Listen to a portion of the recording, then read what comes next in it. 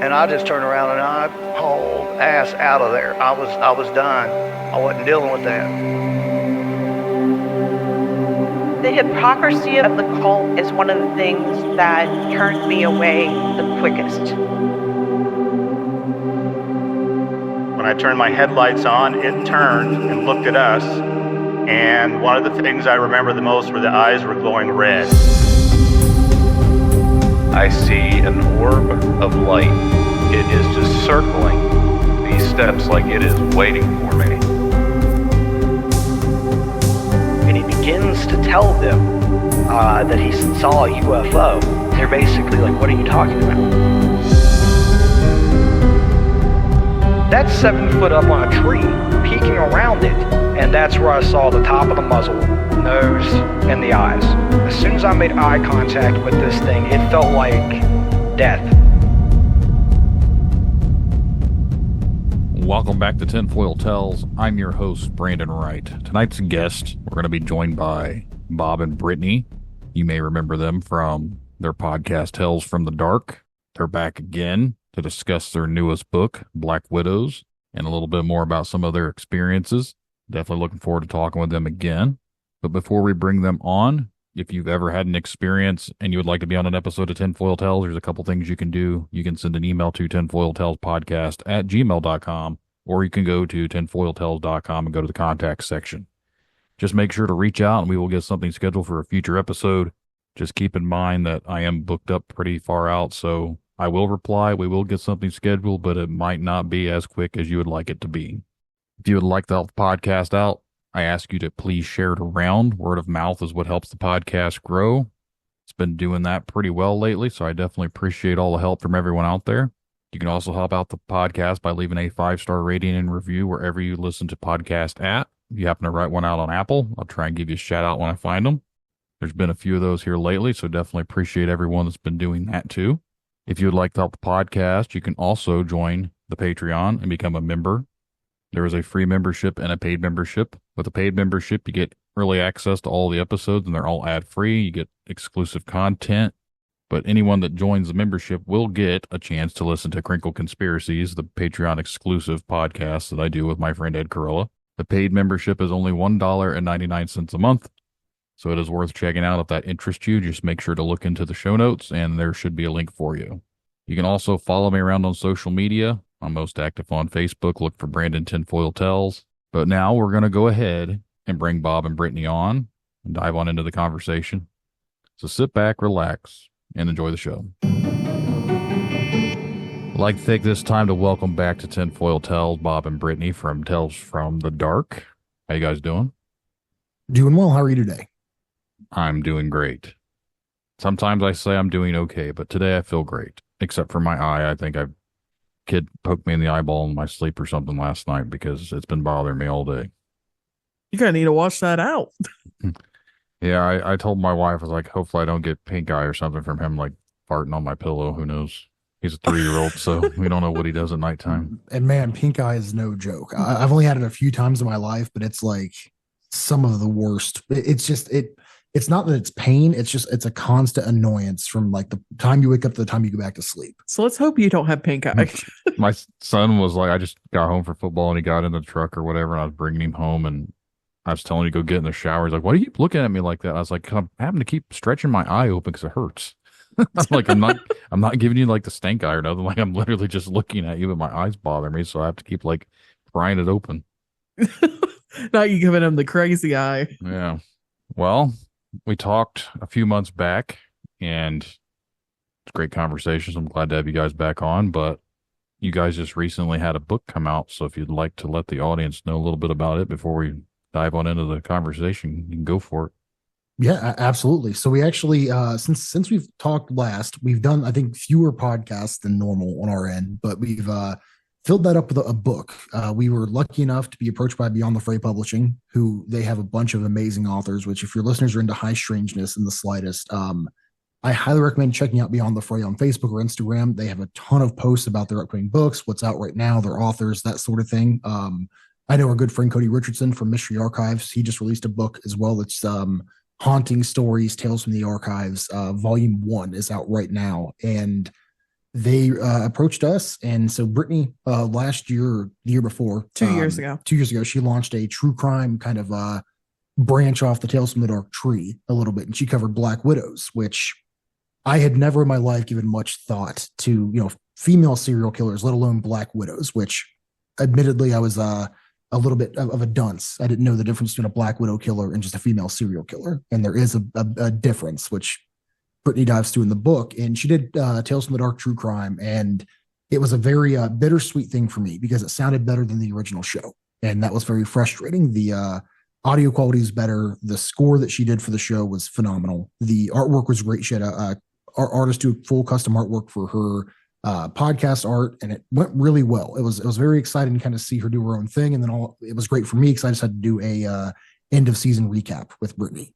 So we did that podcast and it was received fairly well. A lot of our listeners are more into UFOs, ghosts, cryptids, that sort of thing, but we had a small amount that were asking for more and more true crime, and that kind of scratched the itch. And she did the first season, which, like I said, was Black Widows. And then when we got beyond the fray, we had a discussion about turning that into a book. And that's the first book. It's Tales from the Dark True Crime Black Widows, I think is the full title. Is that right, Brittany? Tales from the Dark Black Widows. Tales from the Dark Black Widows. It's available on Amazon right now. It kind of surprised me. We were in the top couple hundred for true crime books, which again, I had zero idea was such a saturated market, which I probably should have known given the amount of true crime podcasts that are out there. But it's been received really well. We covered 20 cases. Is that right? 20 cases where we go pretty deep in detail, from the life and the death to the childhood of the Black Widows up until where some of them either died or they were sentenced to life in prison.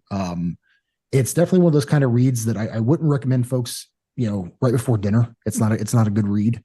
There's a few of them that are that kind of did go into my neck of the woods. We had some supernatural aspects to a couple of the stories that she covered, and it was a lot of fun going the book route versus the audio route, because when we're doing podcasting, we can rant, we can make jokes, that kind of thing. But with a book, it's everything has to be perfect, and it has to be perfect the first time. And then we send it to the editor, and then they give us 75 notes, even though we thought it was perfect the first time. But it was a very exciting time for us, because if you'd asked me, when I was a kid, hey, do you think you'll be a published author? I'd be like, no, I'm going to go play in the dirt. That's what we're going to do. And Brittany, she knocked it out of the park. The research was done. It was exceptional. It's one of those that you kind of look back and I'm sure you've dealt with this kind of some imposter syndrome a little bit, where it's like, did I actually write this book, or did someone else write this for me? And I'm just taking credit for it. And that's, a lot of Tales from the Dark in general, where Brittany kind of, if it wasn't for Brittany, we wouldn't have Tales from the Dark. She's done an amazing job of keeping me A, on task, and B, stopping me from saying the dumbest stuff humanly possible. Because half of Tales from the Dark would be just Kid Rock historical facts. That's that would be Tales from the Dark. That is my forte. I'll talk to you about biscuits and gravy and Kid Rock. That's my jam. But he's a national icon. Yes, he is in fact. But Tales from the Dark True Crime. It's season 2 is going to be coming out soon-ish, hopefully. Brittany, she's dropped some hints, and I guess we can drop another one. The listeners will know the historical significance of blank. That's going to be the next season for Tales from the Dark True Crime. I'm not sure if that'll go into written form yet. We'll kind of see how that goes progressively, but it's exciting. It's exciting to see the workflow from the opposite end, because I get to, like I said, sit back, relax, kick my feet up while Brittany's doing all the work. Sometimes I get jealous of people that have a co-host. I have a co-host for my Patreon stuff, but I'm the one that does all the editing and all the marketing and all the other stuff for it. So sometimes I wish I had someone to spit ideas off of and that would help out. So I do get a little bit envious sometimes when you guys have like a working relationship with someone and I'm like the only one doing things. I'm a little envious to people that have a co-host and a partner. No, I definitely get that. And it's, for me, I'm very grateful to have Bob and not only, in our relationship, but also in Tales from the Dark and in the content that we create in general, even if it's away from Tales from the Dark, because we do some other avenues as well. I mean, recently I've been doing streaming. We're now authors. I mean, it's kind of crazy, but we definitely keep each other sane, I would say, because especially in the field of high strangeness, when you're researching and going to these places and having these unexplainable experiences, can make you feel like you're going crazy and you probably should check yourself into an asylum. But having someone there to help you stay grounded is amazing. I'm really thankful for that. Yeah, and I do want to kind of piggyback off something that you were just saying. The extra work that goes into creating a podcast. That's something the listeners don't always get to see, is the behind the scenes, the in the office, in your case, the in the shed, in the footage, barn. in the barn footage. It's one of those things that there's a lot that goes into making a show. It's not just coming up with a cool topic, reading it offline, and hoping for the best. You have to fact check a lot of this stuff, especially in our field. There's, for every one, I would say, factual bit of evidence out there when it comes to the paranormal or UFOs or cryptids, there's 1,000 people who just want to get clicks or want to do something like something sensational. So I'm kind of glad that you did bring that up, because there is a whole avenue that folks often don't get to see. That's, before the podcast actually hits Spotify, Apple, or wherever they're listening. There's a lot of work that goes into things that no one seems to understand. And I see people, we were talking about this off air, but people complain about the random ads a lot. To me, I don't like them either. Like, I understand the frustration. So for anyone out there that says the podcast has too many ads on it, I 100% agree, but there's also bills that have to get paid. And that's how podcasts basically sustain themselves. Otherwise, you're just losing. Basically, like when I played music, you're always buying equipment, you're always spending money to do band stuff. You can relate to this. There's no money in music. It's kind of a money pit. It's like podcasting. There's not really a lot of money in podcasting unless you're in the top 0.01%. And then maybe you're making some money. But other than that, everyone's just jockeying for breaking even. No, I mean, you're absolutely correct. I mean, the biggest avenue we've had ever for revenue has been our merchandise sales. And, even that was one of those things where we were very cautious when we got into t-shirts, for example. We had looked at a few local samples. We didn't love the quality. And again, we're not knocking any local shops, but for what we were looking for, putting a Mount Rushmore of cryptids on a t-shirt has to be done a very specific way for us. And I mean, Brittany went out and we bought all the equipment to make our shirts ourselves. For years, we were doing all of our merchandise in-house, our stickers, our t-shirts, everything. I mean, heck, when Tales from the Dark first started, Brittany was knitting, 5 foot, crocheting giant snakes, because we have this long running joke about a cryptid that Tyler Terry, a good friend of ours, and he helped produce Phantom Farm.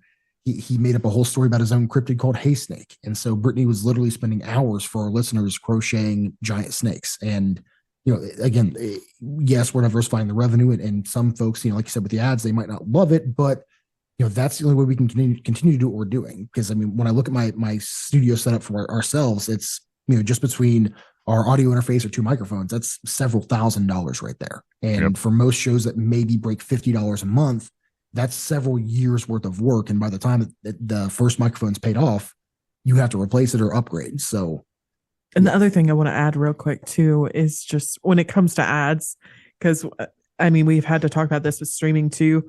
When you're on certain platforms, there are like minimum requirements for ad placement, whether you're doing like streaming, whether you're doing podcasting, YouTube videos. The platform itself does have minimum requirements for the ad placement. So, and unfortunately on certain platforms, like if you're on a podcast host or streaming, they can take away some of your access to their features if you don't adhere to that policy as well. So it's not even just a money thing. It's that you do have to adhere to certain policies to make sure you're staying within optimal range to keep your access to your, whether it be your plan or your status, should I say. Yeah. Basically, the gist of it is they expect a certain level of revenue from you too.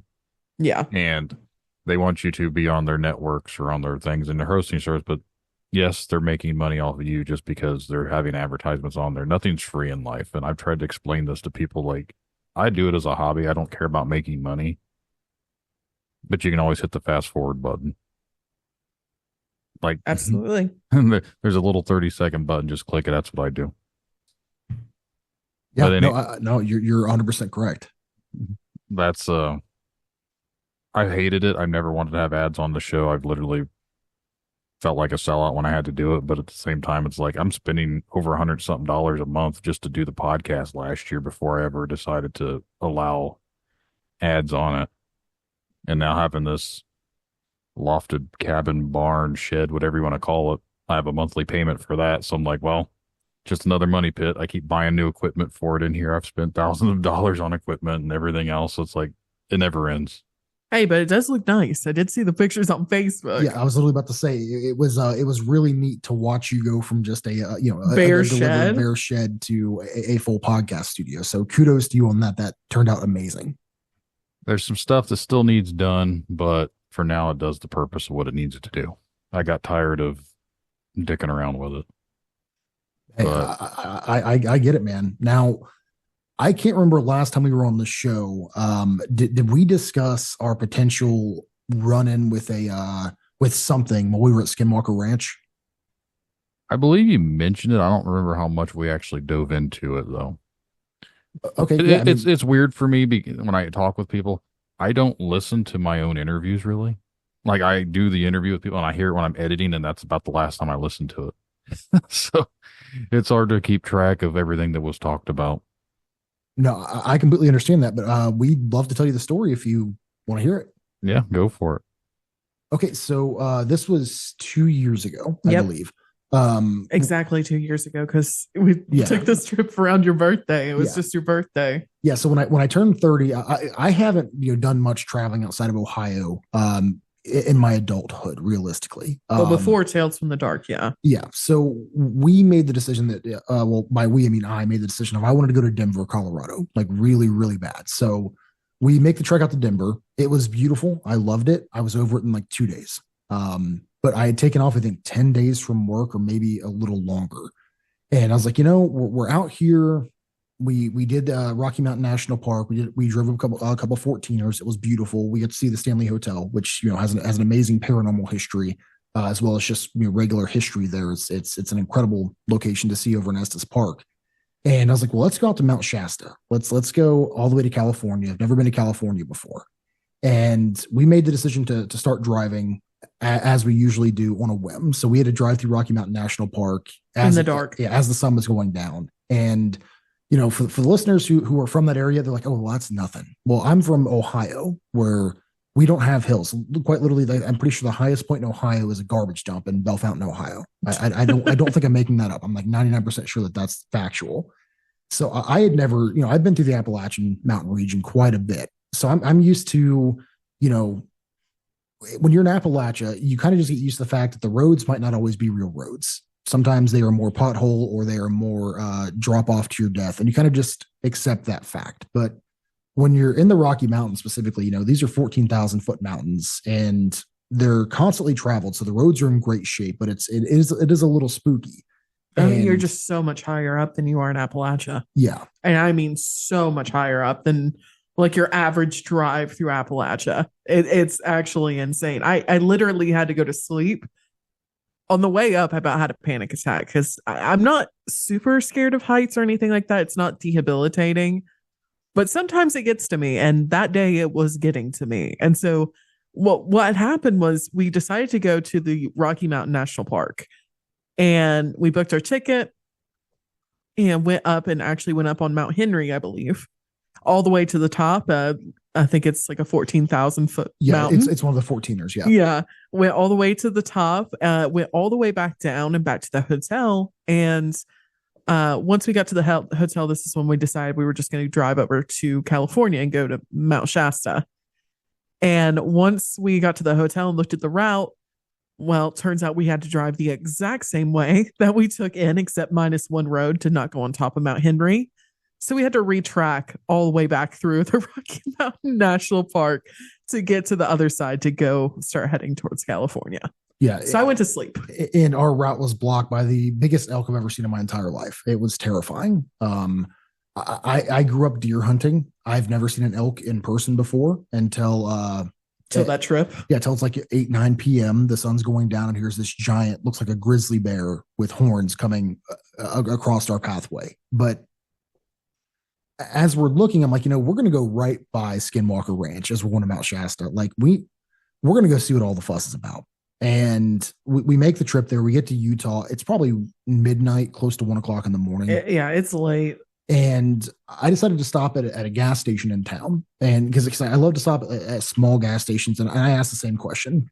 Hey, have you ever seen anything weird around here? Well, in this instance, of course the woman had, because it's right outside of Skinwalker Ranch. And I explained to her, I'm like, well, we're thinking about driving out to Skinwalker Ranch tonight. We're only in town like now. And she's like, oh, well, that's kind of funny because I'm currently watching a Facebook Live of a friend of mine, and he's out looking for UFOs right outside of Skinwalker Ranch. I'll tell him you're coming and just flag, he'll flag you down. I think she said it was like in a red Jeep or something. I can't recall exactly. Older red Jeep, yeah. Yeah, so I'm like, okay, awesome. I'm going to go meet a strange man in the darkness, in the desert, in Utah. Nothing can go wrong here. That's going to be great.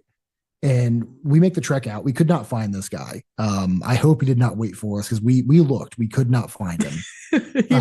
We said before he probably dipped out when he heard that two weirdos were willingly driving through, like passing through the town and coming out to Skinwalker Ranch at like midnight. Not locals, not anyone familiar with the area. We were just full send. Yeah. So, we get out to Skinwalker Ranch, and the first thing I noticed was the property is so much smaller than I had anticipated on TV. Now, TV and documentaries, they have a way of making things look, I call it the cinematic sunrise, because it's going to look more beautiful. It's going to look more broad, bigger, more scary through the cinematic lens. But we realized rather quickly that this is a pretty small ranch. It's not a small ranch, but it's a lot smaller. I was under the impression this was going to take like an hour plus to get to the around the edge of it. Yeah. And we were able to drive the entirety of the fence line in probably a half hour, maybe, if not less time. Yeah. I mean, we had to go slow because we thought there were animals. Yeah. And we saw a couple things to stop and look at, but yeah, it was that was very eye-opening to us. And when you get to the entrance to Skinwalker Ranch, there's like 60 cameras, and I can send you the pictures because I love showing these pictures to people because it's insane. And there's like a giant sign that's saying, warning, you are being recorded, don't trespass past this point. It looks very official, very government, but it's not a government sign. And I'll kind of let Brittany take over from here because this is the part that I don't recall very much, because when I'm in these locations, I just want to get out of the car. I want to walk around. I want to be there in the moment. And Brittany's usually my anchor, saying like, hey, you're going to die soon if you continue this nonsense. Jesus, don't make me sound like that. You make me sound like I'm some oracle coming in from the depths to tell you, hey, this is your future. And then I just dip out of existence. I mean, it's pretty close sometimes. you did literally sleep in a haunted manor while we did a paranormal investigation. So, I mean, that fan put me to sleep. Anyways, when we had driven up to the gate, you couldn't go back into Skinwalker Ranch because they had the whole thing like fenced off, and even on the other side they had a black mailbox with a camera in it that literally told us, do not stop here, you are being recorded. So of course we stopped and took a picture of it, and we went back to the entrance. But on the way in, we had seen a dog. This dog was aggressive, territorial, and it was like biting at the tires. And to make a long story short, growing up in Appalachia, I've seen a few dogs like this. Or unfortunately, a couple of my family members had a couple of dogs like that to protect the property. And that seemed to be what it was. But we had driven back and forth to the gate a few times at this point. And it was like every other time we had driven back by that house, because that was the other weird thing. This isn't a desolate area. I mean, there are like houses scattered all around the property of Skinwalker Ranch. Yeah, I'm going to jump in real fast. So the sign says it's a giant red stop sign. Well, it's a giant white sign with a giant red stop sign on it. It says, stop, only authorized personnel beyond this point. This is a private road. This property is monitored 24/7 by security personnel and multiple surveillance systems. If you proceed beyond this point, you'll be cited for trespassing. And then there's several signs that say Space Wolf Research, private property, keep out, properties under surveillance 24/7, no stopping anytime, do not stop here, so on and so forth.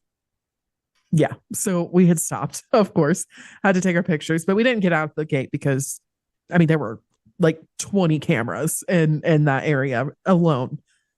But every other time we had driven back and forth to the gate, this dog would like appear, bite at the tires, bite at the car, chase us, bark, and then it would disappear. Then it would just be it not like vanish in thin air. It just wouldn't be around. Like by the time we went down to the gate, which would be like 5 minutes in this time span, drove all the way to the gate, took some pictures, turned back around. It was gone. It like ran behind the house, or we didn't hear it or see it. So we had done this a few different times, just kind of looking at the area. And at one point we went further down the road, back towards where we came in from. And we actually stopped and looked at the sky. And there were some weird lights, some lights moving in the sky, but could be satellites. They were pretty small. It was hard to tell. Nothing like too crazy in the sky. But what had happened was, on the last time that we had turned back up from the gate and went back towards the entrance of this road, there was 2 dogs that showed up on the hill. And so they kind of ran away. They didn't follow us or anything. We checked our mirrors, checked behind the car. No one followed us.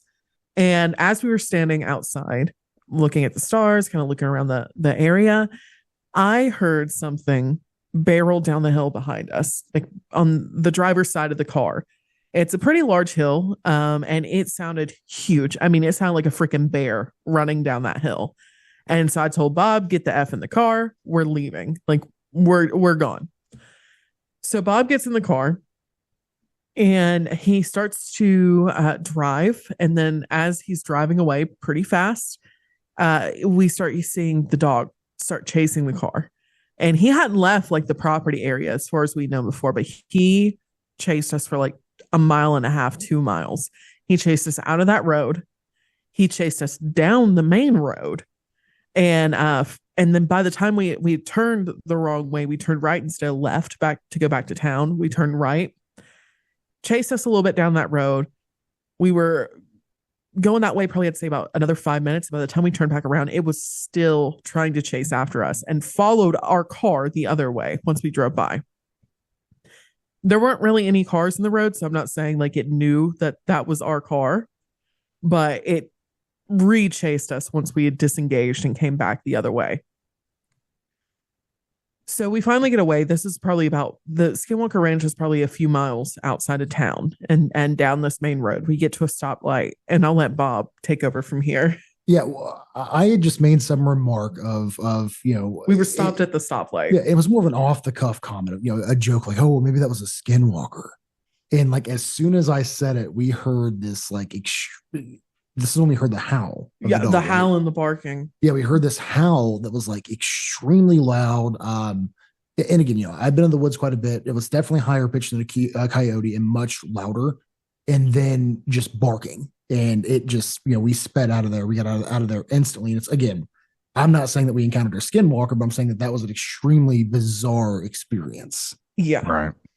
Yeah. And then from there, we made our way to Mount Shasta, which, if anyone's ever been, it's beautiful. It's a very beautiful town. It has one of the best metaphysical shops in the continental U.S. that we visited. We've been to a lot. Yeah.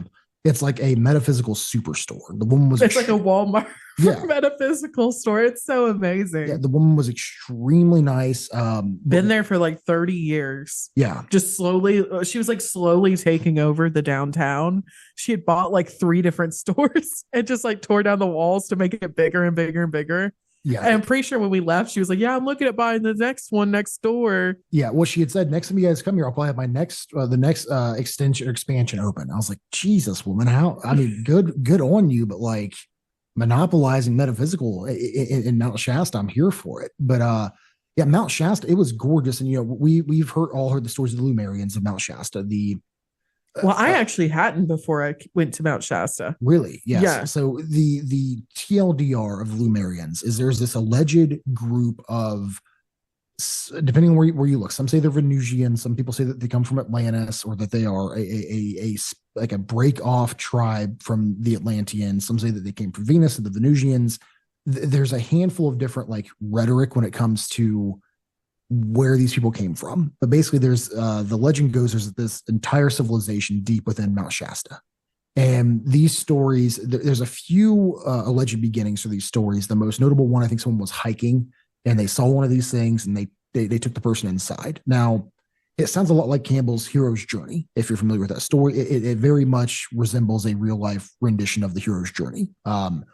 But Mount Shasta has a very unique culture there, because we went to a bar and grill in town, and I think we asked the bartender. Maybe. And I said, is there anything weird out here? And she's like, oh, apart from the Lumerians. And she, just kind of wrote that off like that was a normal thing. But again, if you live in it, it is a normal thing. We talk about that a lot over on our show.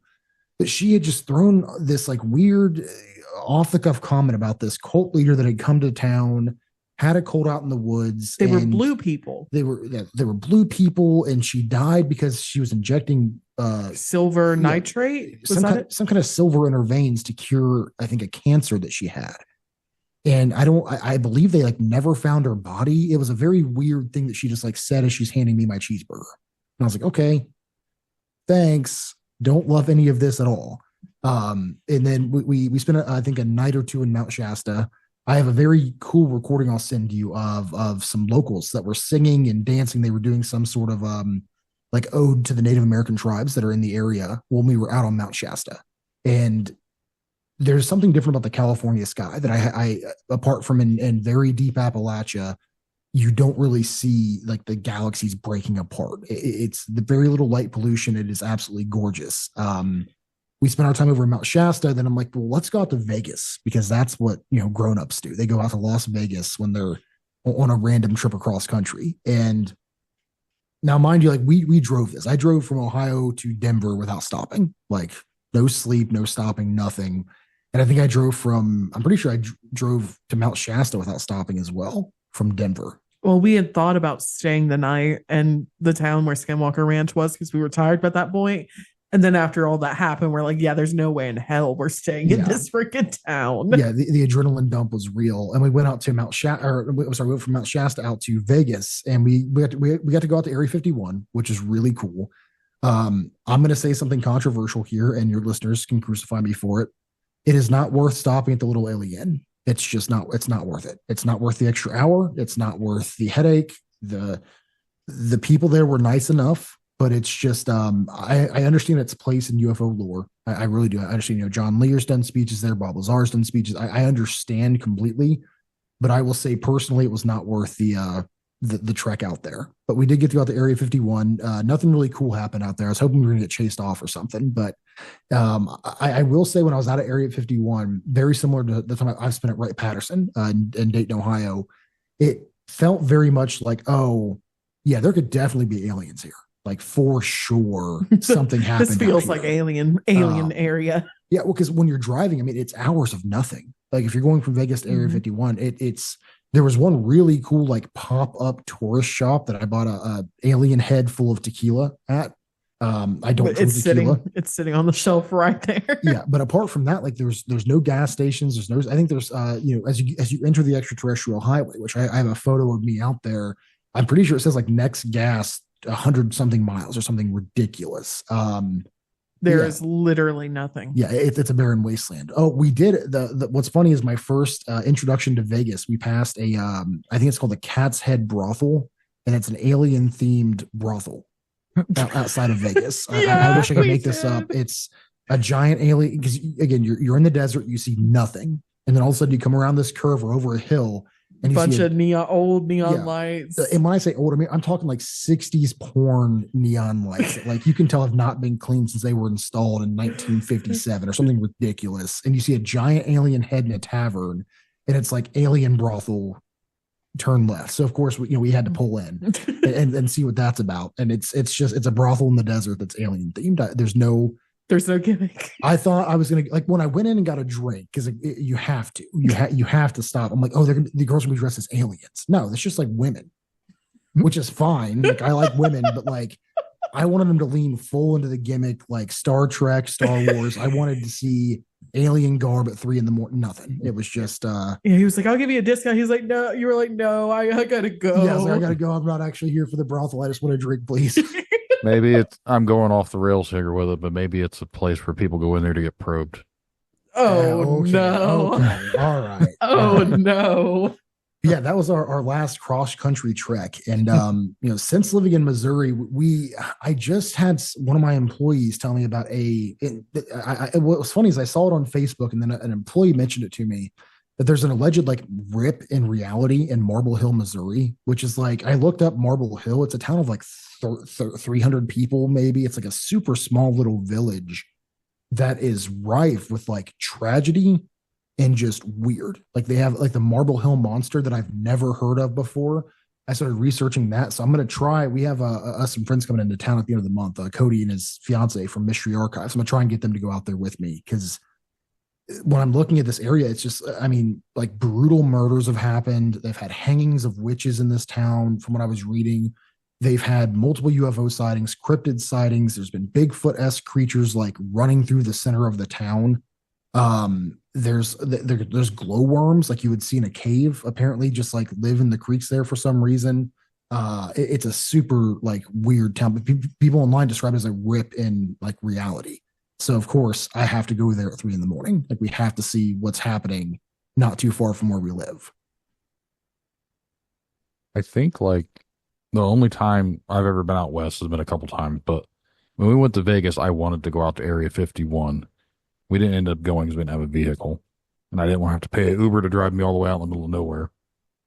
But I do regret not doing a whole lot when we went to Vegas, so I know we're going to have to go out there again sometime soon. But I do know you can see Art Bell's grave, which every podcaster should have an ode to Art Bell, because without Art Bell, we wouldn't have Tinfoil Tales or Tales from the Dark. I don't want to say something without it. Hopefully I should have it by tomorrow, cross my fingers, but I have new artwork being made. So by the time this is actually released, maybe the artwork will be out. I don't know yet, but it is very Art Bell influenced. I'll just leave it at that.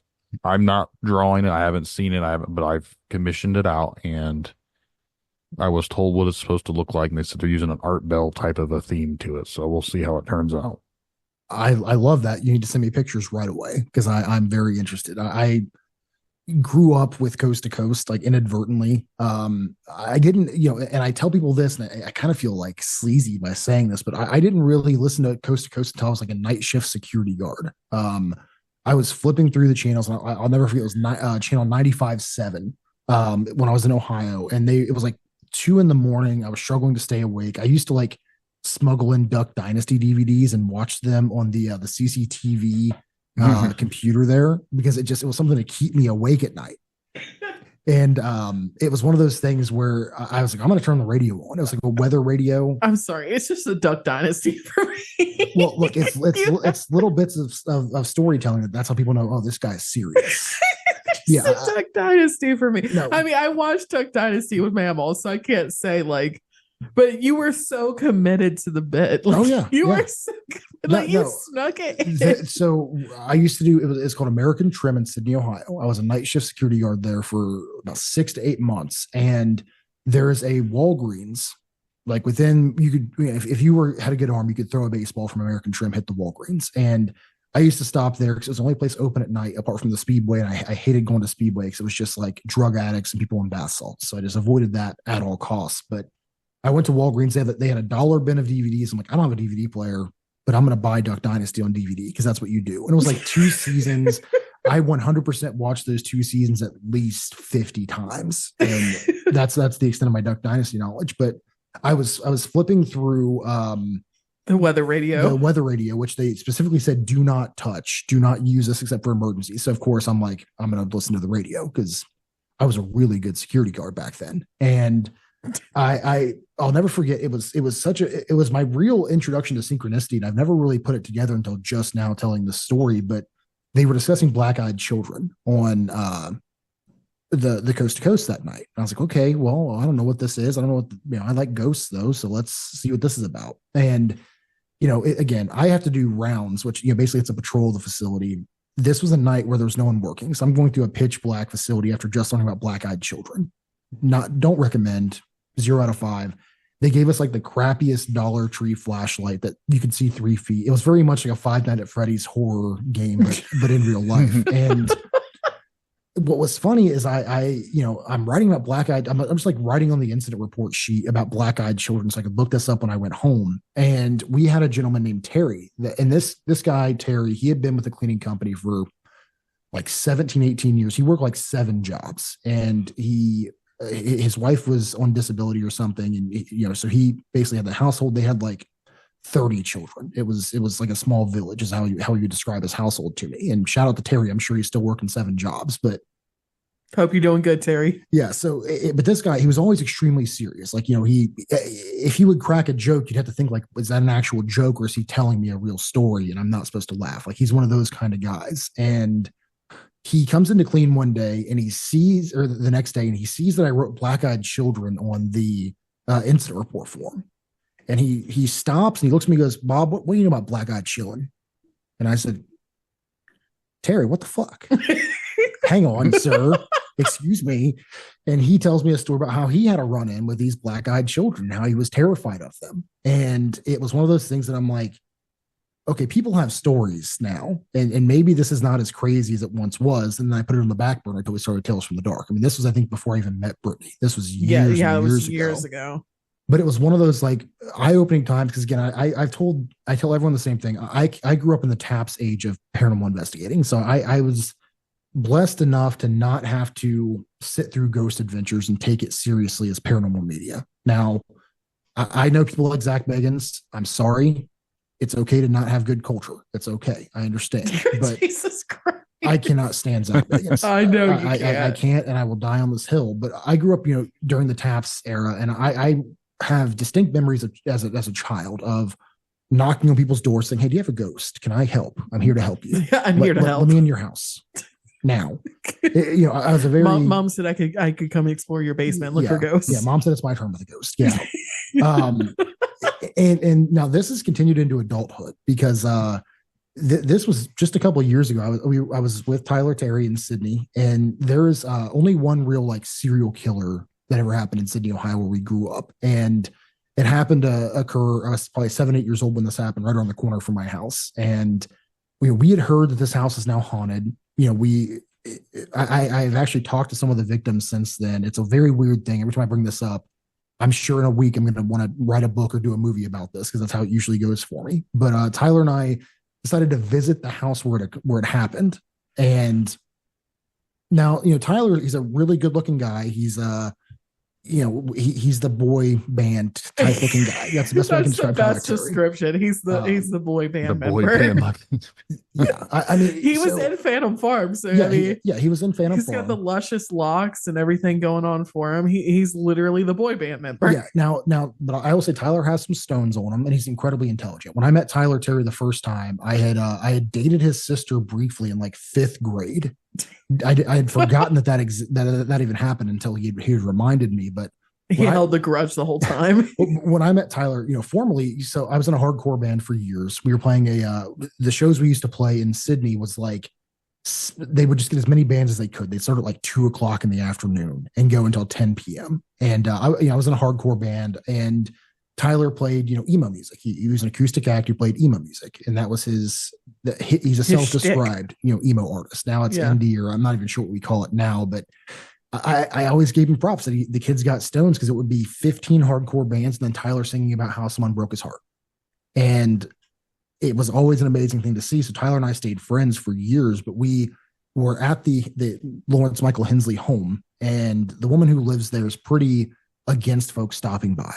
So Tyler and I stopped by, and she's out on the front porch, and we're asking her, has anything weird ever happened to this house? She goes, well, you know the history of the house. And she didn't really want to talk to us. And I'm like, can we go in your basement? I just cut Tyler off. He's trying to smooth talk this one. I'm like, we go in your basement and just take pictures. And she's like, no, get away from my house. Now I was like 20. I was like 27 or 28 when this happened. It's not like I wasn't. Yeah, it wasn't before. You definitely, though, since then have learned to have more tact than that. Yeah, I usually am like, hey, can I buy you supper? Then can I go in your house? Like, I have learned the way of talking to folks. Because back then, I had no filter. I'm like, you just bribe them. Yeah, well, now back then I was like, everyone is as into this stuff as I am, so they're going to feed my addiction. No, don't go to strangers' houses and ask if you can go in their basement. Just that's my ode to your listeners. That's my advice for the day. It's a bad idea. If you learn one thing from this podcast episode, it's that right there. Yeah, but it's an interesting thing. And the if any of your listeners are interested in true crime, if you want a doozy, Lawrence Michael Hensley, Sydney, Ohio. Look into that and look at how many people dropped the ball and how much the town has gone of pretending that, like how many steps the town has gone through to pretend that it did not happen. That's a big thing for me that I've slowly unearthed over the years, is like, There was a lot of mishandlings. The crime could have been prevented. I can say we're not in Ohio anymore, so I can actually Now we can actually talk about this. I can be a little less cautious, because one thing I learned researching this is like, don't do it in the town. It's a really bad idea. The police want this gone. It's as close to a cover up as you'll see. Like if you're talking like with a movie, it very much reads and sounds like a movie when you start looking into the case, and you find like what was crazy is the most common article you're going to find is from the Guardian in the UK discussing this small town in Ohio. That was, to me, as a researcher, like, oh, well, that's a red flag. There should be a million, Sydney Daily News, that's a local newspaper. There should be a million articles about this, and there's not. It wasn't talked about. Yeah, then it's okay. Well, why is that? And then everyone I've spoken to that's an adult or was on the police force is the town wants to forget. Don't remind them. The town just wants to forget. And then I'm like, well, I'm going to remind them. Let me look into this some more. And then you find out like, oh, everything from like police mishandlings to a potential cover up occurred with this murder. And it was a terrible, terrible time for our city. But that was also my introduction to the Satanic Panic, which, if you're willing, I'd like to discuss the Satanic Panic briefly on this episode. Go for it. So I had no idea what the Satanic Panic was. I had never heard that terminology at all before. And basically, for the listeners who might not be familiar, this happened mainly. So here in America, it's kind of a difficult place to start, because some people say it started with the Manson family murders. So a lot of people grew up, especially if you grew up in the Midwest, you grew up in a household that didn't lock your doors. I remember as a kid, we never locked our doors. That really wasn't a thing until after the Hensley murders occurred. And the Satanic Panic, it definitely wrapped its greasy hands around the American public in a way that, when I was a kid, I remember that you didn't really have to, like, we didn't have be home by time it's dark. It was always be home for supper. That was always a thing that, when I was a kid, it wasn't like, when it's dark, the demons come out. And something switched in small town Ohio in the 90s going into the 2000s, where this terrible thing had happened where, these young ladies were killed. And all of a sudden, the town went from this really nice place to live that had a lot of industry. Because growing up, when I say Sydney had industry, I'm talking 6-7 major factories, several steel foundries. 10 miles away is the Honda plant, one of the biggest Honda plants in North America, in Anna, Ohio. It was a place that you wanted to live. You wanted to be in Sydney. It was a great place. If you had a job there, you knew you were doing fairly well. It wasn't uncommon to see a single income father have, 2 vehicles, 3 to 4 bedroom home. That was very, very common when I was a child. And a lot of churches, Catholic, we had a very strong Catholic blood running through the city. And the murders occurred, and all of a sudden it was demons everywhere. Everyone was a pedophile. Everyone was a murderer. There was a demon behind every door. And we started hearing stories when I was younger, and it was weird because as an adult, I reached out to several classmates. This was a few years ago.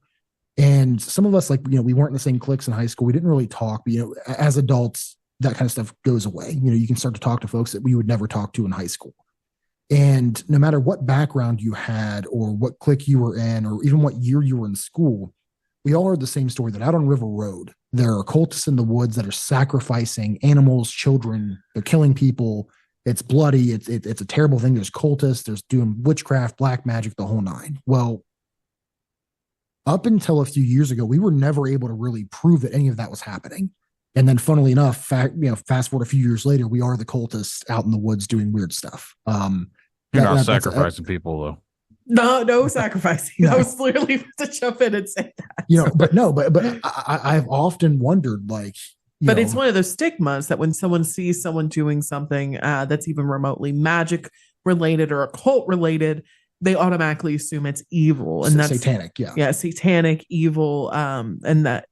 So it could also be a gross exaggeration of someone who does practice magic in a proper and safe way, but it was very specific. That's when Bob first told me all this. It was a very specific scenario. Like, it's not like a generality where they're like, oh, there's evil people out in the world. Well, yeah, of course there's evil people out in the world. You have the good and the bad, but this was a very specific area. Specifically River Road. Like, this was a actual road that connects Piqua and Sydney, Ohio. And it is weird at night. I can say that from experience. But they had a specific stretch of the woods that was talked about too with these. It's like people had actually seen these horrible events happening, and that they were retelling it and warning children and who were growing up in this area, like, this is happening. Like, it was factual for all these like parents. Yeah. And again, is this just a gross oversimplification of one person saw something and then the mob mentality? And when I say mob mentality, what I strongly recommend people do, if they haven't already, it's not the most recent Halloween movie, but the one before.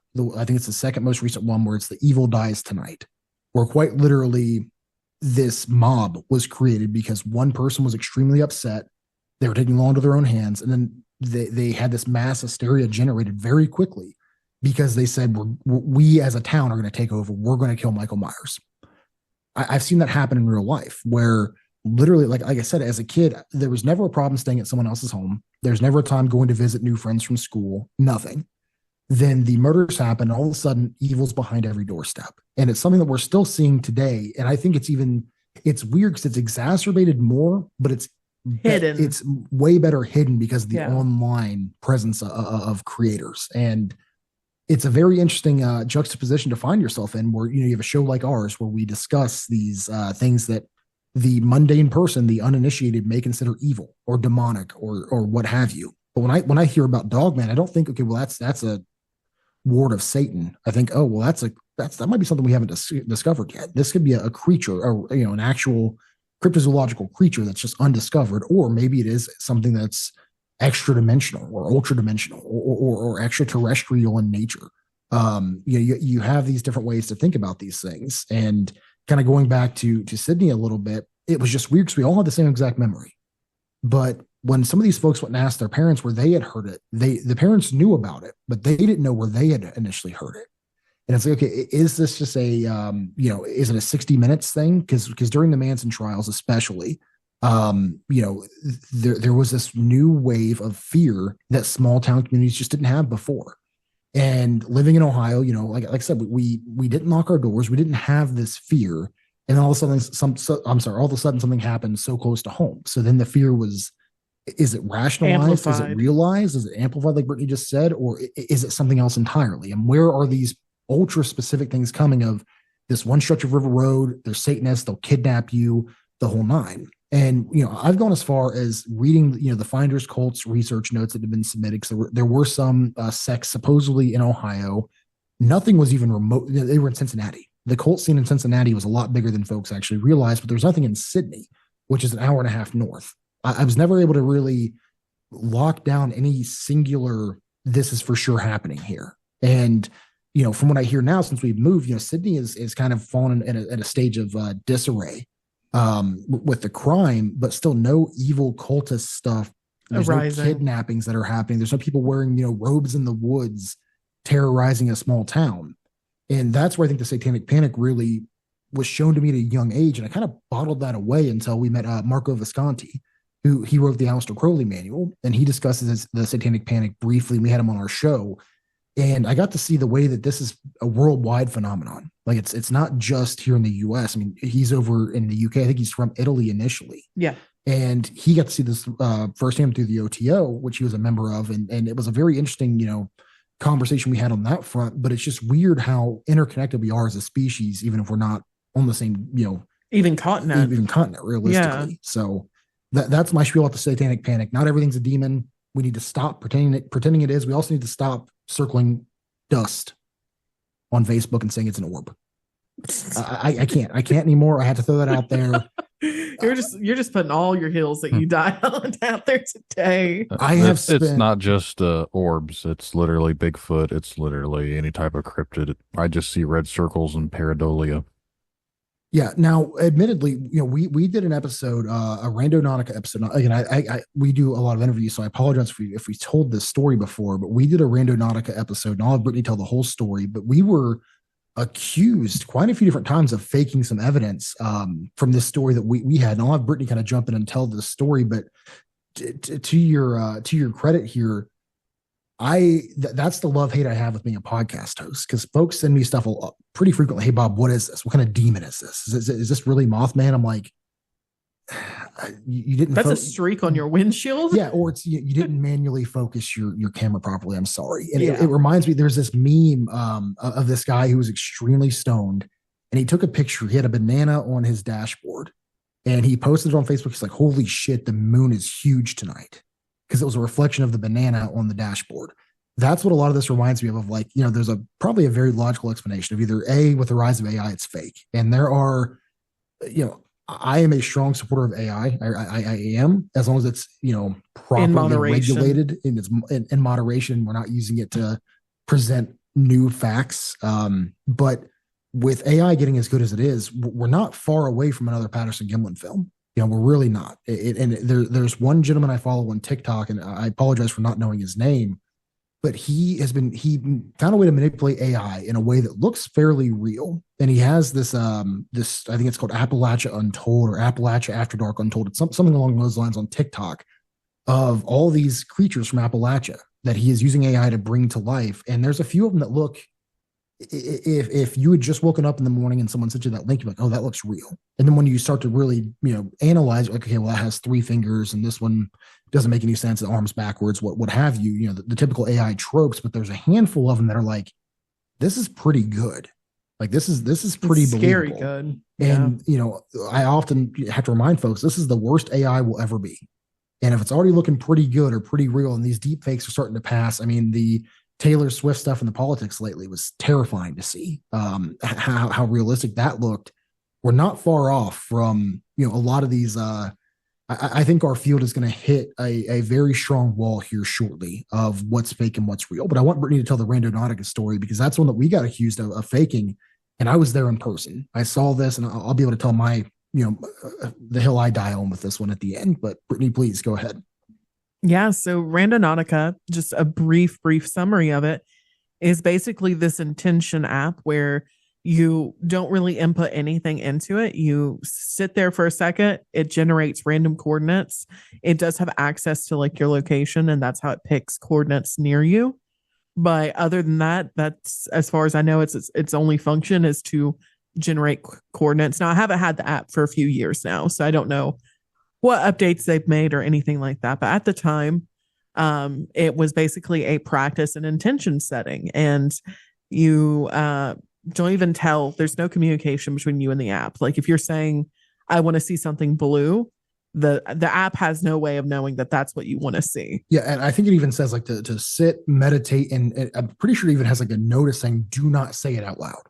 Because that initially was what a lot of people thought was happening was, you were saying, okay, well, I want to see a red house, and it heard red house, and that found something off Google Images. And I'm pretty sure, at least back then, there was a precursor that was like, don't say it out loud. Think about what you want to see. And then I think you have to hit a button, and then it'll be generating while you think about it. So the app's only job is just to give you coordinates. So we had decided to make a video on it because kind of going back to the Satanic Panic, there was a lot of those aspects when it came to Randonautica. A lot of people thought it was evil. Had malicious intents. There were a few groups that did find some dead bodies, correct? There was a group of kids, a group of teenagers who had found a couple of Jane Does at the time using the Randonautica app. Now, the coordinates themselves didn't put them right at where the body was, but it was pretty close, and it was kind of on the way to where the coordinates were going. Now, the coordinates took us to a few different locations. One was in town. One was out of town. It was like this old abandoned schoolhouse. And then the last one it took us to was the Tip City Golf Course.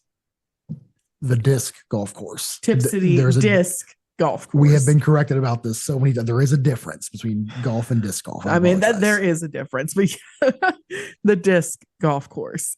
So these coordinates in particular, in Ohio, there's not really like a vast forest in most areas. I mean, if you go to Hocking Hills, they have a pretty wide spread of forest, but typically it's like a rectangular spread of trees. Yeah. In between fields. Yeah. So it would separate the properties. Yeah. Now you will see some woods as you're getting closer to West Virginia or Kentucky, but even then, Actually, when you're crossing into Kentucky, it's just Cincinnati. Yeah. You know, you see the best stadium in the continental U.S. That's what you see before you cross into Kentucky. Bengals. Yeah. Yeah. I knew that one was coming. But yeah, so there's not like necessarily a vast stretch of woods like there is, you know, in Appalachia. But in this particular stretch of Ohio, it's they're not connected. Like there's no way a creature or something could run like straight through and just stay in the woods the whole time, if that makes sense. No, I get it. Okay, perfect. So the coordinates themselves were in the actual disc golf course, and they were in a similar stretch of woods. Now, this was summer. Yeah, it was either late spring, early summer. Yeah. Yeah, and the coordinates themselves were in that stretch of woods, like I said, and the thicket was very thick. I mean, briars all over your legs, like cutting you open if you're not careful. So we had gone through, and we had kind of followed the disc golf course until we got like right across from where the coordinates were in the woods, and we actually had to traverse into the woods. And we saw, right as we entered into the woods, we saw a couple of clothing items. I think like a pair of panties. Yeah, it was some dirty underwear. Yeah. I think maybe a crop top or something. I think a bed sheet too. Yeah, and now for your listeners that are going to go to the Tales from the Dark YouTube channel and find this was shot years ago on a Canon T7i. This is the only thing I will ever fault Tyler Terry for, was telling me to buy a Canon T7i. Yeah. I was pretty convinced it was a good video. It was not a good video camera, Tyler. You knew it wasn't. You just told me it had the same camera as he did. So the video quality, it is what I say. It's fine. It's better than a cell phone, but not by much of that time period. But please, Brittany, continue. So Bob was kind of cattywampus to me, but he was ahead of me, and he was holding the camera. He was in front, so I wasn't like obscuring him or anything. And as we're walking through the briars, Bob filmed something seemingly run through the woods, and I'll have him kind of describe what he saw, because he got a better view of it than I did, because Bob was taller than me. So yeah, so when we arrived initially at the the dirty panties and stuff, I'm like, oh well, this is our because I think the inspiration used was something ghostly, yeah, something along those lines. I'm like, oh well, that's pretty ghostly, dirty panties, sure, whatever. And then Brittany was like, well, no, we're not actually at the coordinates. And I'm like, yeah, we're close enough. And she's like, no, we're not actually at the coordinates. I'm like, okay, well, we'll go through. And like Brittany said, I'm kind of like walking through. I'm filming with one hand. This is before I knew what a gimbal was, let alone had a gimbal. So it's not the most stable footage when we're getting into this location. And to preface this, I'm 6'5". Back then I was probably a little closer to 6'6". I've had some knee issues where my height's not what it once was, unfortunately, but I'm about 6'5", 340, 350. I'm a pretty large individual. So I'm not accustomed, especially in the woods. Like I said, I grew up hunting in this area, not in Tip City specifically, but in, similar that general, woods. that general area. I'm not accustomed to see many things in central Ohio that are larger than me in the woods. And I saw something run by that was a black mass is really what I saw. But I knew two things. I knew one thing, I was terrified, and two, it was larger than me and extremely fast. And again, I've seen deer run. I've missed my fair share of deer. I know what they look like when they run. I do, and I have to preface that because everyone who sees this video says the same thing. It could have been a deer. Well, show me that deer, because that's the trophy of all trophies. This is we're talking a 10-foot freaking deer walking around on its hind legs. Like it was massive. This thing runs from the right side of me to the left side of me, and it's just gone. Like you blink, you miss it type of deal. And I took the footage because again, I was so convinced like no one's going to believe us because we're, I don't think we had the podcast at that point. No, this is before the podcast. Yeah. I'm an up and coming channel. I had like 700 subscribers at this point, maybe. I'm covering, weird case. I think I covered like the Ohio mummy, the history of Ouija boards, and a handful of small, like 8 to 10 minute UFO clips, and some internet ARG stuff. And I'm up and coming. I have weird, no one's going to believe this. I captured on film. This thing is huge. Like I said, and we did it. We did eventually revisit. We found a small like nest looking area, perfectly circular. If you go far enough back in the Tales from the Dark Facebook group, I'm sure the posts are still up. I never deleted any of them, but this thing was huge, and it would move faster than anything I'd ever seen move. And when I say fast, I mean like you blink once or twice, it's literally gone 30 feet, maybe further. And I have sent this footage out to several people who were at the time studying design work to work on like television shows. The one thing I got back was this thing moved so fast, the camera barely caught it frame by frame. And they also were able to say it was not doctored. It was not edited in any way, shape, or form. And that was huge for me because, again, I wasn't necessarily proving this to anyone else, proving to myself like that I saw what I actually saw. And I'll let Brittani kind of pick up what happens after we see this creature. But I do want to tie it to in Lima, Ohio, which is about 40 minutes north. If anyone's watched the Missing 411, The Hunted, at the very end, David Paulides kind of ties the Missing 411 cases potentially and very loosely to this predator-like creature that was Mirror spotted. Man. The Mirror Man. It looks the camouflage like a predator, and that happened like 45 minutes north. And I know you had Austin Lawrence on the show. I think Austin's actually spoken to the woman or her husband. I think she worked at the local school or something that Austin went to. But I know he's very familiar with that case. But it was one of those things that we were. It shocked me, but I will remember the terror as long as I live because I was frozen. And I am kind of known for not being afraid in these situations. I'm very gung-ho. I'll go into a cave 2 miles underground on New Year's Eve. I'll do whatever.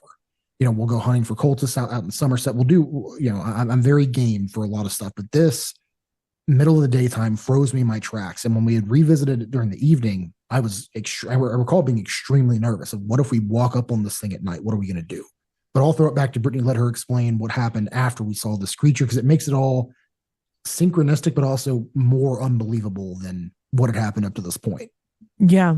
So, I mean, basically, the creature had run. I heard movement. I kind of feel like maybe I did see something, but for the most part, I was looking down, trying not to get stuck by briars. And Bob was frozen. And I think you even said, like, what the fuck was that? And you were just complete, like, I'd never seen you like that before. And once I kind of snapped you out of it, we kind of tried to follow its path and try to recreate where it ran. And we had visited the same exact area a couple times afterwards. But yeah, there was like a nest looking area of like damp leaves. For me, I'd watched that footage quite a bit. And I know that's something Bob doesn't talk about often, but we did take the footage also down to some good old boys down in Appalachia in eastern Kentucky. And there were a couple contacts that we made with our extensive time we'd spent down there. They had hunted all their lives, spent a whole bunch of time in the woods. I mean, lived off the land, kind of thing. The one gentleman we spoke to, he literally owns like several acres in the woods in Kentucky. He had told us his own grandfather's Bigfoot story. He's what I call a skeptical believer, where he's like, I don't believe it till I see it. But yeah, Bigfoot's real, goblins are real, ghosts are real. But apart from that, it's all nonsense. He's one of those kind of But those are the best kind of guys because they're going to approach everything with a very healthy level and a healthy level of skepticism, but also with a rational mindset. And so Brittani, we showed him the footage. Yeah, so this is obviously after we had filmed it. There's still some more stuff to the story, but we had taken that footage to him and his brother as well, or cousin or something. But they're two good old boys that we talk to frequently, and they had. We took it on an iPad and we let them like scrub through it, zoom in, look at it. And there was one thing that he saw that I also saw, and I did not tell him about it. He pointed it out himself. When I watched that footage, and it's very hard to see, I could specifically make out what looked like an elbow. There was a Gatorade bottle that got flipped in the air. Like someone flicked their wrist, had it in like their thumb and their pointer finger, and flipped it up with their wrist as it took, like whatever it was, took off. And you can make out the crease of an elbow as if someone's pumping their arms. Yeah, I will never forget that day in the vape store where these two gentlemen work because Brittani felt so vindicated. Because I was being told I was crazy. Yeah, and she had brought this up, I think, on the podcast later that something's pumping its arm. We were told no. And then that's the first thing he points out. He's like, well, it ain't a deer. And I said, well, how do you know? He's like, because deers don't pump their arms when they run. And I was like, fuck. Okay. Well, Bob wasn't gaslighting me or anything, but, people who had seen the footage, so, I mean, that's with anything you release that, not everyone's going to agree with you. And that's totally okay. And that's necessary, especially if you want any kind of scientific movement on something as weird and crazy as high strangeness. Now, admittedly, the footage, if you're watching on a small phone screen, You can't see it. it's next to impossible to see. So I think we even have a precursor, or maybe it's a pinned comment saying like, please watch this on an iPad or a computer screen, because if you're watching it on a phone, especially with the way that backlit screens work, it's very hard to see. We did add, the stereotypical YouTuber circle. We did. Because you blink and you miss it. Yeah. So it's one of those things I tell folks, like, if you're going to watch it, please watch it on a large enough screen to see what we're talking about. Because we had a comment like 2 days ago saying, hey, stop pushing people to this BS. There's nothing there. I've watched it 6 times. Like, I don't see a single thing. But then there's a comment like 2 below. I'm like, I have no idea what that is. I see what you're talking about. This is terrifying. So yeah. And if it was just footage, like if we hadn't seen anything with our own eyes, this would be a completely different conversation. It would be something that would be most likely chalked up to, just a weird glitch in the camera, because that's something Bob is very, very familiar with. You know so much about that, especially because of the paranormal background that you have. So yeah, well, I am kind of like there are folks that listen to our show that hate sending me stuff because you are the residential debunker. Yeah, well, because I've seen so many clips over the years. I've been to so many locations filming. I do know what cameras do in the dark. I'm very familiar with it. And I'm also familiar with people that love to get attention and validation through their clicks. So I'm very cautious when someone sends me a brand new clip, especially if they themselves did not film it. And this is one of those that we went back and forth. I'm like, are we even going to put this up? Because it's so unbelievable and it's so convenient that we're these up and coming people that are in the paranormal community that captured something ridiculous. But thinking back on it now, having several years in the field, I'm like, yeah, well, it's just like if you go to a dog park every day, you're more likely to see a dog. Yep. If you go to a supposedly haunted location over and over and over, you are more likely to capture something unexplainable. Yeah. So the last part of that story is we went to the coordinates, which were further in, funnily enough, where this thing kind of ran to was further in. We had tried to recreate. Bob had me stand exactly where he was standing, and Bob tried to run through the thicket. He could not. It was impossible. It was very thick, untraversable, like if you were going at a high speed. Yeah, that's also how we gauged how tall this thing was, because I stood up exactly where it started running from, and I'm like, oh, this thing is, like I said, I'm 6'5". I would maybe be at its belly button with how big this thing really. I mean, it had to be. I wouldn't say that's quite that tall, maybe not but that tall. I'd say at least chest. Yeah, I like I said, that's how we were able to determine how tall this thing was by me standing exactly where it took off running from, and that's when I'm like, oh. I looked up. I think I looked up like National Geographic, like how tall are deers on their hind legs? Okay, well, this thing was taller than a deer on its hind legs, and there are no bear in this part of Ohio. Yeah, and a bear couldn't have gone that fast. But we went to the coordinates, didn't really see anything weird at the coordinates. It was kind of more of an open area in the woods, which was weird considering like how much thicket we traversed to get to this. We came out of the woods and there were a couple old men that we had ran into on the way in. And so we kind of stopped them and said, hey, have you guys seen anything weird here? The typical line. And one old man just was not interested. He was mad. I'm assuming he lost his disc golf and he just was like, no, and then went off. But the other one was chatty. And the other one proceeds to tell us that there's been a couple sightings of Bigfoot around that area. And one of them in particular, there was a man, this gentleman who we were talking to came to the disc golf course frequently. And on his way in, there used to be a man who would sit right on the bank across from the park area in a chair with a gun, apparently. I think he did say he sat there with a shotgun, right? Yeah, it was a lawn chair with a shotgun, like every day.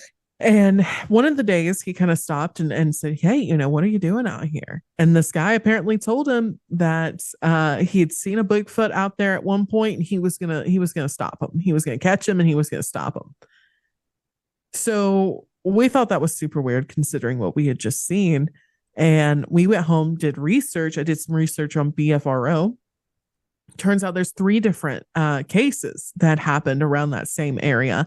One of them was, I believe, like 15 years before, like during this time. So probably, I think 2005.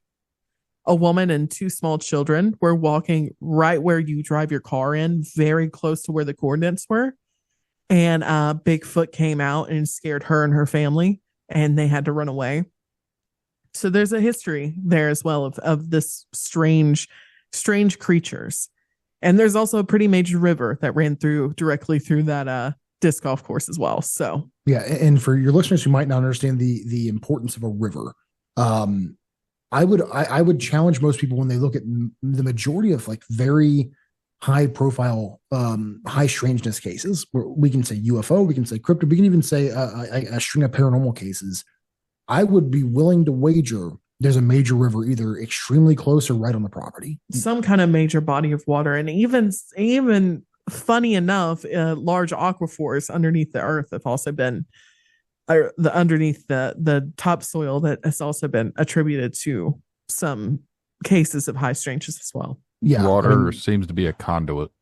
Yeah. Yeah. I mean, I know we discussed injured gold last time I was here, but I mean, just look at the Mothman of Point Pleasant. I mean, right on the Ohio River. The Ohio River Valley is rife with high strangeness cases, whether you're talking Ashland, Kentucky, all the way over to Point Pleasant. But I know we're running out of time here, but I did want to bring up one funny thing that happened to me relatively recently. So I'm sure a lot of your audience has watched the show Hellier, and the Newkirks, if you haven't, they did an amazing deep dive into just the Kentucky weird is the best way to put it. And for me, that really like set us on the path we're on today. Now we've gone, pretty far astray from Hellier, but one big thing in Hellier that they discussed was they thought that they had found the location of Indrid Gold's home, which funnily enough, Brittany and I had ran out a separate investigation. And we Andy Colvin, the gentleman who edited Flying Saucers, The Center of Your Mind, which is a collection of works by John Keel, who is famous for the Mothman sightings of Point Pleasant. Andy Colvin had given us an address that we went to in the middle of the night. Yeah, we just within an hour of talking to him, he's like, hey, this is where I'm like, okay, we're going right now. And so we just like up and left to go find Indrid Cold's home. But in Hellier, they think that they found Indrid Cold's home based off the book Secret Cipher of the Euphonauts, written by Alan Greenfield. Now, we've been lucky enough to kind of befriend Alan as much as you can be lucky to befriend Alan Greenfield.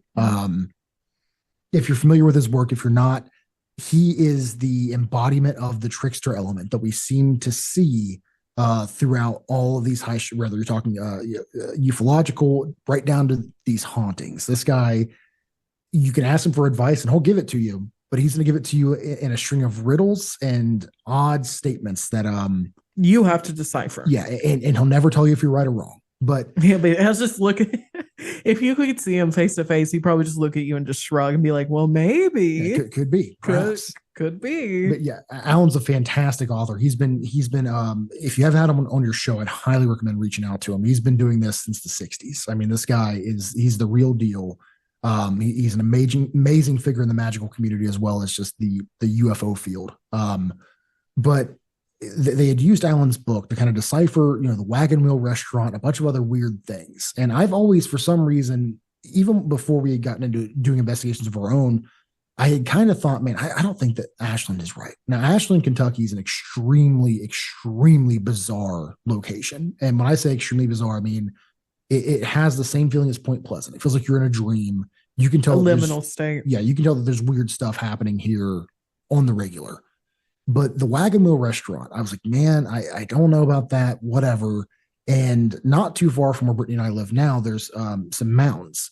And we've been trying to go to this state park that has these mounds in it for literal months. And every time we get there, they either just opened, just closed, or the last time we went, Google said they were open, but they had opened the week after. Yeah.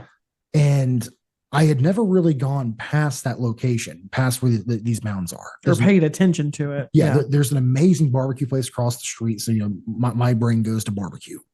And this happened a little while ago. Then it happened again while I was out that way for work. As I'm rounding a corner, I happen to see this old kind of decrepit restaurant right around the corner from these mounds. So, mounds have a major historical significance. I apologize, with high strangeness in general. Weird lights in the sky happen around mounds. It's a very weird phenomenon, to say the absolute least. And I think it's Tom Dudding has written a bunch of really good books about the mound builders. But as I'm heading that way for work, I round the corner and it's nighttime and I see the Wagon Wheel Restaurant. And I think Brittany and I had found this previously. And we like, oh, that's crazy. And then we just never really did much. We never unpacked it. Yeah. It's one of those things that you put it in the back of your brain, like, okay, whatever. And again, they had used the Wagon Wheel Restaurant in Hellier to kind of figure out where Injured Cold's home was. And again, we've been to Ashland. It just never really sat right with me. And funnily enough, here I am in, this rural town in Kentucky, and I find the Wagon Wheel Restaurant right next to the biggest mounds in the area by far.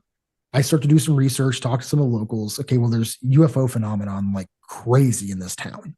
There's haunted locations. There's a church that sounds eerily familiar to the investigation the Hellier crew was doing, like a block away from the Wagon Wheel Restaurant. All the signs kind of fit. And the intersection of the two rivers. Yeah, it intersects. I think it's the Ohio River and the Mississippi River. Yep. And again, you have all this perfect trifecta of nonsense for all the things that we love to discuss in one central area. And that's why I tell a lot of folks, and my point of telling this story is just because you've heard the history of something, when there's a mystery involved, take the time to unpack it yourself. If something doesn't seem right to you, your intuition might be onto something. Just take a second look, especially if you're blessed enough, if you're in a position that you can go and investigate these things yourself, take the 10 minutes, like go outside, try and find this stuff on your own. And you'll find a real love and enjoyment for satisfying that need for one, but also doing it on your own and getting to actually have that experience. So that's where I want to leave us. Like I said, I know we probably went a little bit over on our time, but that was an interesting thing for us. And that's something we're currently unpacking, funnily enough. Mm-hmm. So I wanted to, before we wrap it up, I'm going to go back to the thing prior, like what you saw. Did you think it at first, like the cryptid thing, do you think it was a Bigfoot? Like if you had to say right here, right now, like what do you think actually it was out there that you caught on film? I would say yes. And I think, well, I don't know if your opinions changed because I more lean towards yes. And I think Bob leaned towards no, but we also kind of like gaslit ourselves a little bit because like the community that was the Bigfoot researchers at the time that we had reached out for help because we genuinely wanted answers for that footage. We wanted help. We wanted answers if anyone had seen anything like that. A lot of people were very unkind. And that was during the early times of Tales from the Dark. So it's been a minute since we had actually reopened that kind of investigation. But I mean, it was a bipedal looking creature. So if I had to classify it, I would probably say yeah. See, for me, if you asked me a year ago, I'd say, yep, Bigfoot. And that's where I would stop it. I would say that we captured something that we, as of right now, have not discovered.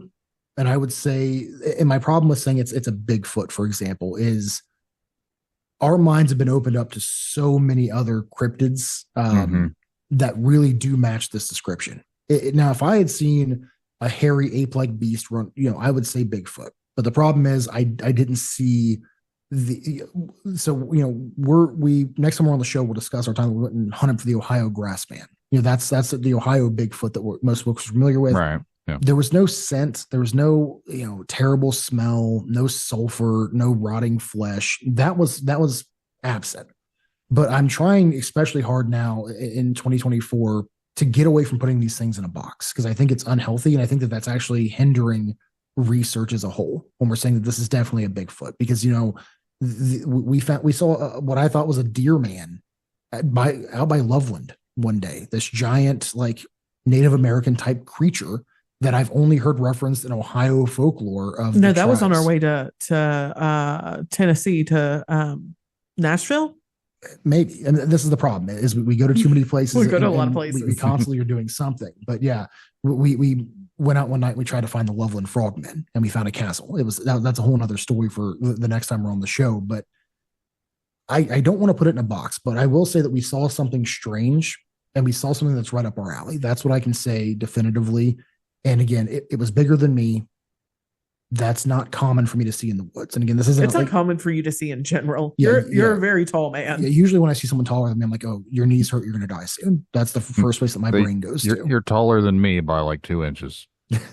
There's not too many people I ever run into that are taller than me. So Yeah, exactly. But again, it's one of those things that, like, it isn't like a hyper macho thing of, oh, I'm such a big guy, but it's more of, I'm a large individual, and something substantially larger than me and way faster than I could ever hope to move ran in front of me.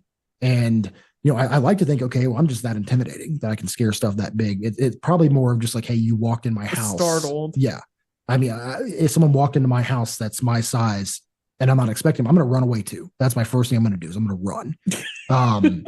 But yeah, so that's where I would land. I would say we definitely saw something that fits the caliber of what we discuss on our shows, but I don't know that it was a Bigfoot because I don't know enough about Bigfoot. And you would think after this many years, several hundred episodes of our show, I'd be an expert, but we go back to no one's an expert in this field on anything. I hate the term expert because it's at the end of the day, like, okay, you're an expert in bullshit. That's what it comes down to. that's what the truth of it is. No one is an expert. Everyone is an expert in their own mind. That's about it. We're all still students. Exactly. Well, guys, we can wrap this one up. So I do want to say thanks again for coming on here. But before we close out, I would like for you to talk about the book one more time and where everyone can check you out at. Yeah, absolutely. So the book that just released on Tuesday is the Tales from the Dark Black Widows. It is currently on Amazon. You can get it for Kindle as well. So you can either get a physical copy or read it digitally. And I think it's $13.99 on Amazon. So pretty affordable. And we would love for you guys to read it. And we put a lot of effort into that season specifically. And I personally had a lot of fascinating things that I learned while writing for the Black Widows. And they're interesting ladies, I can tell you that for sure. But also, if you do buy it, please leave us a review. We would love to see you guys' thoughts and what you thought of everybody who joined us for those cases. And yeah. And for the actual podcast, we're on every major and most minor podcast platforms. Just search Tales from the Dark. The 4 separate words there. We're also on Facebook. I highly recommend you guys join the Facebook group. It's just Tales from the Dark over on Facebook. You'll see our logo. We do a lot of interaction with the audience, especially when we're doing investigations. We want to get everyone's opinion because what we live found, streaming. Yeah, we do a lot of live streams now as well over on TikTok. What I tell a lot of folks is when it comes to research of high strangeness, you can't gatekeep. We're going to get there a lot faster with the 3,000 members we have in the group than if Brittany and I just sit down and try and figure this out on our own. So if you're interested in joining us for an investigation, join the Facebook group. That's the number one way to do it. We have a Discord as well that we haven't updated in some time, but there's still folks in there that are still talking, sharing memes, having a great time as well. Awesome. I'll make sure to include all that in the show notes for anyone listening. But Bob and Brittany, it's been a pleasure talking with you again. We'll have to do it again here soon. Oh, absolutely. Anytime you got time for us, you just let us know. Yes. Thank you so much. Yep. Not a problem. You guys have a good night. You too. You too.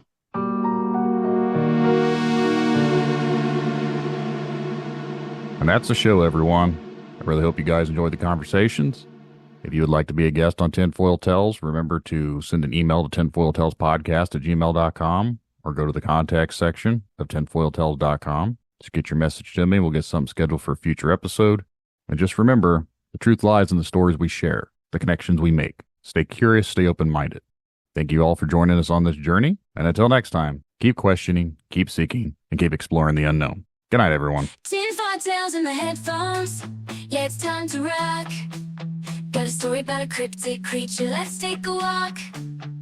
Bigfoot, Dogman, they're out there in the dark. But the truth is out there like an alien spark.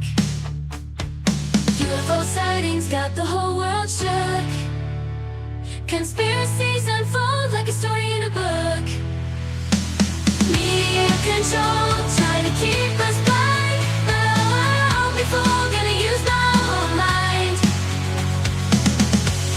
In history, they don't want us to know the secrets they hide, the truth they won't show. Dominate our society, they keep us in chains. When standing tall, it's time to break the reins.